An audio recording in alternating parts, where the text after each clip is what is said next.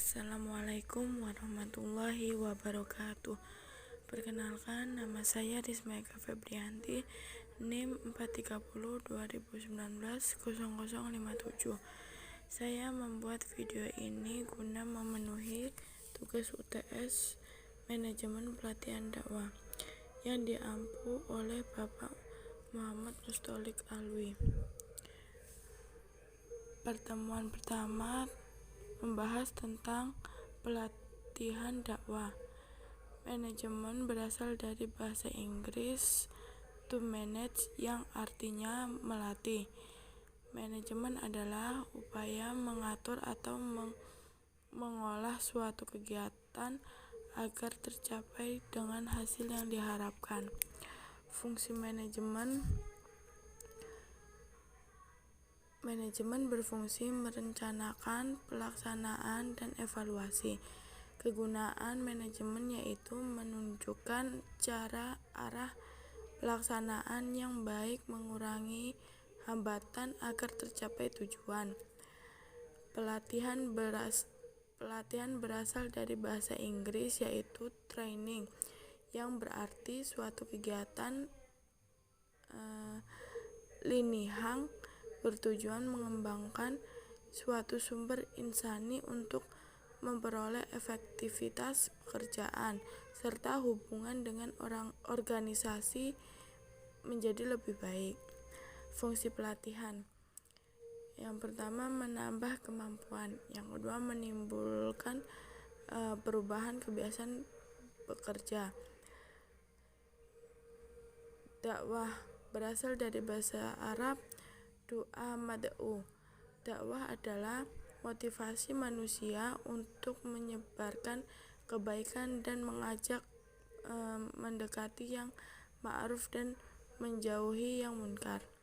Tujuan manajemen dakwah adalah terkelolanya upaya meningkatkan keterampilan, pengetahuan, dan sikap dalam dakwah. Pertemuan yang kedua membahas tentang perencanaan pelatihan dakwah. Perencanaan berarti suatu putusan mengenai keinginan berisi pedoman pelaksanaan yang diinginkan.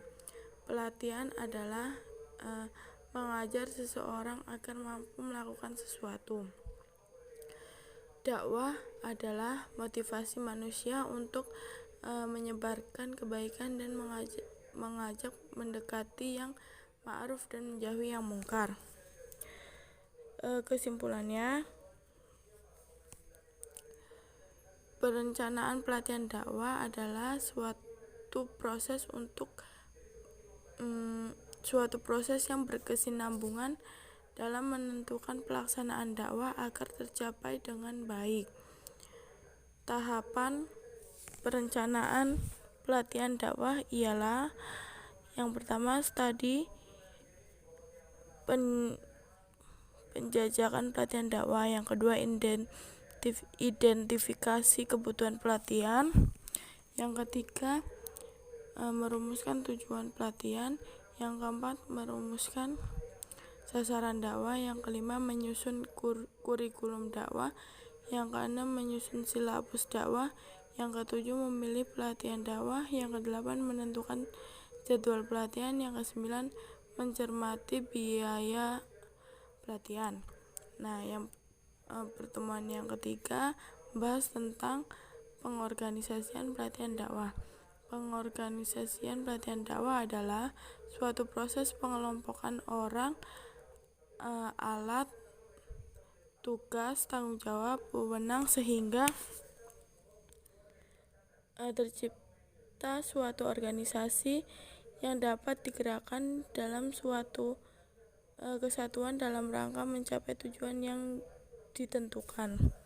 Langkah-langkah dalam pengorganisasian yang efektif. Yang pertama, mengikuti saran pengorganisasian dalam situasi lingkungan. Yang kedua, membagi pekerjaan dalam aktivitas bagian. Yang ketiga, pengelompokan aktivitas dan menentukan pihak yang melakukannya, menugaskan personil dan profesional. Pertemuan yang keempat membahas tentang pelaksanaan pelatihan dakwah. Pelaksanaan adalah bagian puncak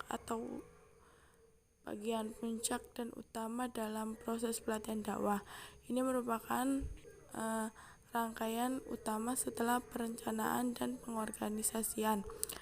Pada pelaksanaannya, kegiatan yang mengkolaborasikan antara unsur-unsur pelatihan dakwah tertuju pada pencapaian tujuan dan sasaran pelatihan. Sementara pelatihan sendiri adalah sebuah proses untuk meningkatkan kemampuan dan keterampilan serta mengutamakan praktek daripada teori.